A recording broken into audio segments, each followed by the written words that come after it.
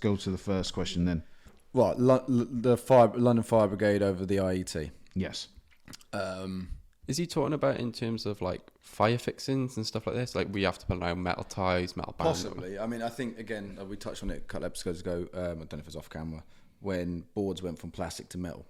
And that was because of an incident that happened in London where they board catching fire and they wanted to go around it, and the manufacturer advised them to go metal on boards. So they suggested that into the IET, which they adopted. Clips were another one, but then that made sense. Because you think about it, right? Who goes into these fires? It's not electricians, it's firefighters, right? Yeah. So if they're coming up against challenges that cables are coming down, blocking exits and things like that because they haven't been pinned back by plastic clips which melt in a fire. Plastic trunking. Trunking, high smoke, high fume, high smoke situations, cables, like that's why you use LSF, right? And all this other stuff. Like it's because in these situations, in these life critical situations where moments matter, like these guys are feeding back, look, you need to go back and speak to the electrician. It's probably not just our industry. I bet, they've had these like fireboard. There's loads of new regulations around fireboard for plasterboards on staircase and stairwells and things like that. So it makes sense. I think maybe when you look at Grenfell, and that obviously got tracked back to being an electrical fire, and that's where the AFDD things come into. Personally, I think poor solution to a bigger problem, even though we sell them, and I've made that perfectly clear. I think their AFDDs have their place, definitely. But I think in the way that we've explained it, in the way we rushed it to market as an industry, I think maybe a bit off. But if not the London Fire Brigade, then who? Because they only see it, they only see it at the point of critical failure, don't they? So everything's obviously down to do with safety. Now, what makes the difference between a fire brigade safety to the person who's living in there? There's no difference. Yeah. So if we can protect our firemen as best we can by chucking a couple of metal clips in or a metal board, why not? I prefer working with a metal board than a plastic board. Yeah. Any reason as to why? Or? I just think it looks neater for a starters. It looks more well built. You put obviously got your knockouts for your glands and whatever. I just think it's a bit better than a plastic board. It's less cheap. I mean, if you look at Europe, most of European boards are metal. They're recessed, mind, but a lot of those are metal. For me, I mean, I can understand from like if your conductors are sprayed or you've got, you don't fail your terminals properly, you got risk of loose connection, metal on metal. That's a potential risk, but that's down to termination. 100%. But then again, that goes down to termination with the plastic boards. To be fair, so yeah. I mean, you're less likely to touch a plastic board and get a shock though. Whereas a metal board, you could live a metal board. But again, I think we're talking about Cowboy Kev again there a little bit more than we are electricians.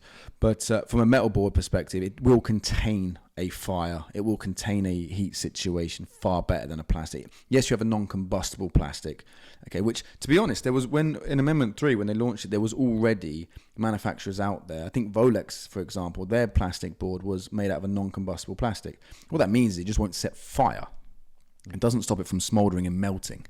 So if that melts, that still melts at whatever degree centigrade that is, then hits a carpet, then causes a fire, right? So it's not flame retardant, but then even a metal board after a period of time will lose its ability to retain the fire. Yeah. But it's definitely, in my opinion, a better protective enclosure than a plastic.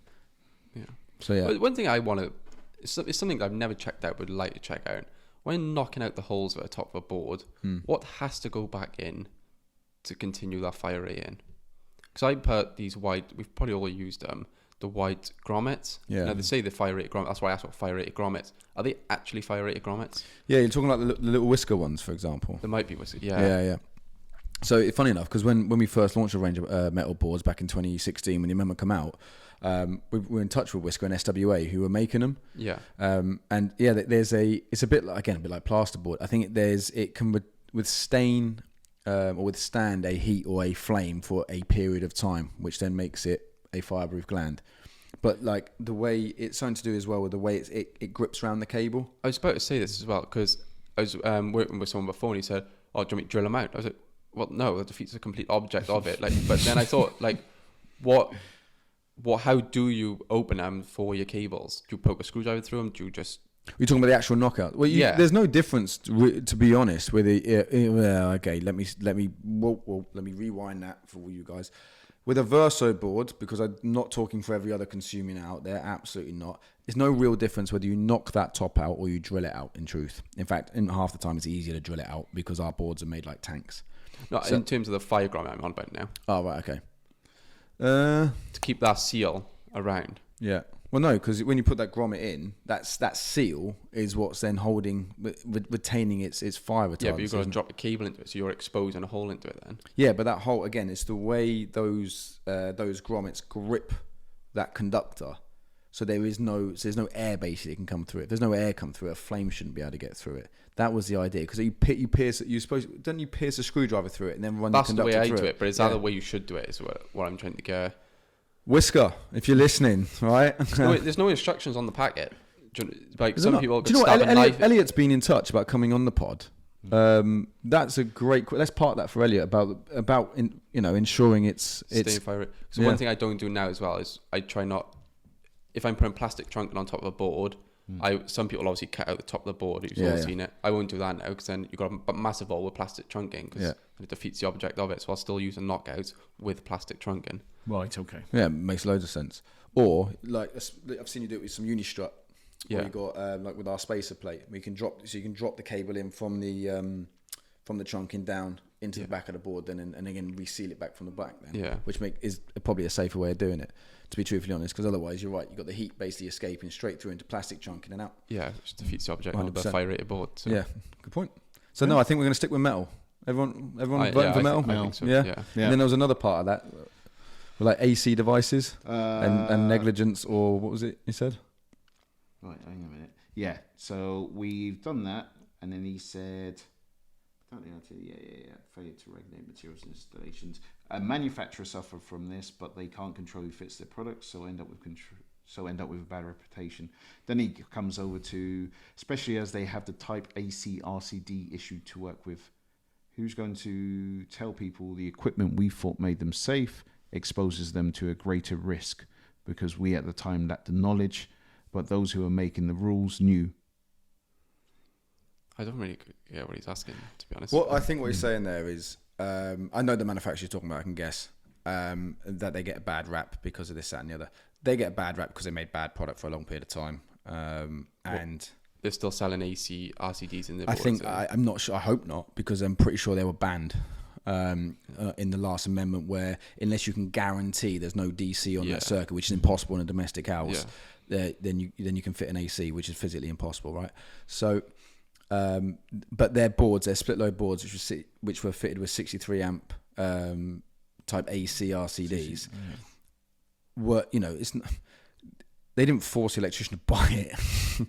But at the same point, the industry wasn't aware of ACRC. We can attest to that because we actually launched our Say No to AC campaign before we launched our boards, because it was only in our final data of research when we realised the impact DC was having on these ACRCDs. It was saturating them.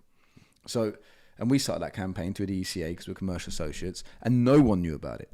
No one knew about it. And to be fair, the only people that probably did was Hager, in their defence. I think they were ahead of the curve because they were already doing their split load boards with Type A 100 amp, 30 milliamp RCCBs. Everyone else was still, and I mean everyone else was still using AC RCDs. And I promise you, from a manufacturing perspective, that most of those will not risk the lawsuit, right? If they could prove that they knew about it. So do I think it's negligence? No, he makes a point there. Should we apologise for basically not knowing something? Well, yeah, technology changed. Houses were no longer passive, and everything runs on a battery now. Yeah. And it's just, I think it was a build-up of things and probably a lack of review. And again, I think maybe not the big issue that, or the big witch hunt that maybe he might think it is. Yeah, it says our regs will always evolve. It's always going to be another thing that, that should have been in place 10 years ago. Yeah, we don't know yet until further down the line, really, I suppose. Look how far houses have advanced in the last 3 years with renewables and everything else, and this drive to, green, and we're talking about EV chargers earlier and all that. I mean, EV chargers, if you were fitting EV chargers 4 years ago, you were very bored. Yeah. There wasn't a huge amount going on walls. Like, look at the last 18 months. Look at solar in the last 18 months. That's going to create an adjustment to the regs that we don't know about yet. I think one reg, which is going to, I would like to see change, is where a consumer it's got to go in a house. Right, okay. I agree with that. Where would you want it to see? Well, where would you want? Yeah. Not under the stairs, not in a kitchen cupboard, somewhere accessible, and that's it. Yeah, somewhere accessible. Well, you know, not in a in stupid Wales, place, not in like a bedroom either. In Wales, we're the only country in the United Kingdom that can still fit a board up to the ceiling. If someone's done that, in please- England, it has if to be someone has done that, please send a photo in. I want to see it. in England, it still has to be accessible. It has to be at accessible height. That's why we make ours lockable, because kids can reach it. Ah, okay. So it's, if you're like on a wheelchair access or something like that, you can get it. Because obviously, if your board's up there Yeah. and you're on a wheelchair and your breaker trips, it's gonna be slightly challenging to reset the breaker. So it's got to be accessible height. But the only issue I have with that is, like I say, I've got 3 kids. And granted, one of them's this big, so we can't reach it. But like, they could easily fiddle with that. So that's why we made all ours lockable as standard. But in England, it has to be fitted at an accessible height. And I don't think it can be fitted under Is the that stairs just new anymore. builds though? So what if you're going to do? Yeah, yeah. retrospective? Yeah, it's not retrospective. There's no retrospective programming to beat it. But then who's paying for that? Yeah, and then that's what it comes back down to, isn't it? But it'd be nice to have a like, yeah. I agree, 100% agree. So do you reckon It's it like, will change? No. No. It's nothing worse than just crawling under a kitchen cupboard to try and change a board. I just can't see the logic in it.